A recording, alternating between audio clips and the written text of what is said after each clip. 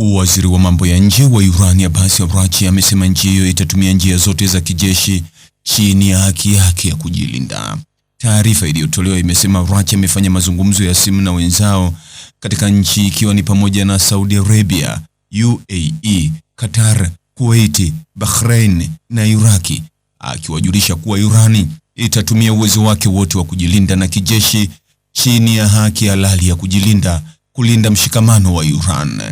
Araghchi pia anawakumbusha nchi hizi kuhusu wajibu wao wa kuzuia matumizi mabaya ya miundombinu na maeneo yao na Marekani na Israeli kwa ajili ya kushambulia kulingana na taarifa hiyo.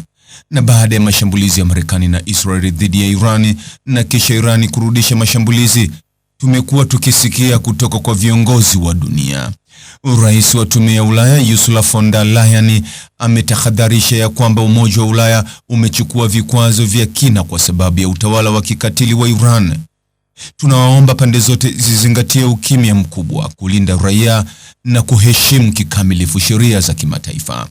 Ofisi ya Waziri Mkuu wa Italia Giorgia Meloni inaonyesha mshikamano na wananchi wa kawaida wa Iran, ikisema inaendelea kudai heshima kwa haki za kiraia na kisiasa. Ofisi hiyo inaongeza kuwa Meloni atashauriana na washirika na viongozi wa kikanda kusaidia juhudi za kupunguza mvutano huo.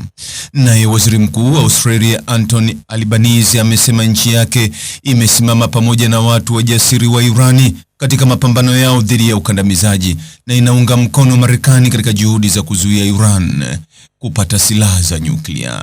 Wakati huo huo, Wizara ya Mambo ya Nje ya Urusi inaelezea hatua za Marekani na Israeli kama zisizo na uwajibikaji, ikisema zinakiuka sheria za kimataifa.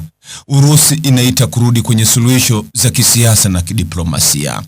Mapema msemaji wa serikali ya Uingereza alisema nchi hiyo haitaki kuona mzozo ukiendelea kuwa mgogoro mkubwa wa kikanda na kuongeza, tuko tayari kulinda maslahi yetu. Wakati hayo yakitokea huko nchini Iran, mwitikio wa mashambulizi hayo umekuwa wa mchanganyiko mkubwa, ukiwa na matukio ya taharuki katika baadhi ya maeneo na hali ya faraja katika maeneo mengine kwa matarajio ya kuanguka kwa utawala. Ilikuwa mnamo takribani majira ya saa 3:40 asubuhi, wakati wa Irani katika miji kadhaa waliripoti kusikia milipuko mikubwa. Video zinazosambaa kwenye mitandao ya kijamii zinaonyesha watu karibu na maeneo ya milipuko wakikimbia kwa hofu, huku sauti za mayowe na vilio zikisikika nyuma. Lakini wakati huo huo, inaonekana pia kuna hali ya faraja, hata shangwe miongoni mwa wale wanaoamini kuwa kuanguka kwa utawala kunaweza kuja tu kupitia uingiliaji wa kijeshi. Watu wengi walikuwa wakitarajia uwezekano wa shambulizi la Marekani. Mwitikio wa Irani kuhusu tukio hilo umekuwa mchanganyiko mkubwa.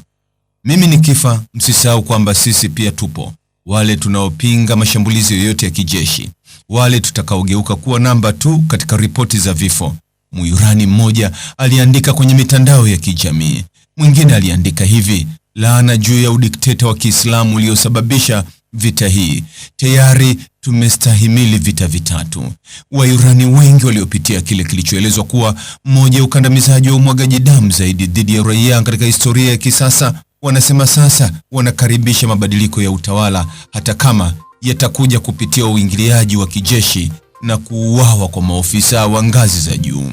Hata hivyo, wengine wanahofu kwamba mashambulizi ya angani pekee huenda yasisababishe kuanguka kwa utawala. Wana wasiwasi kuwa unaweza kusalia madarakani na kwa kujibu kuwa mkali zaidi dhidi ya watu wake wenyewe. Mtazamaji, ni yapi maoni yako kuhusiana na taarifa hii? Andika maoni yako katika sehemu ya ujumbe hapo chini. Like na subscribe pia ili uwe wa kwanza kupata habari wa chungu tele. Hii ni Focus News. Jina langu ni Deo Kaji Makomba.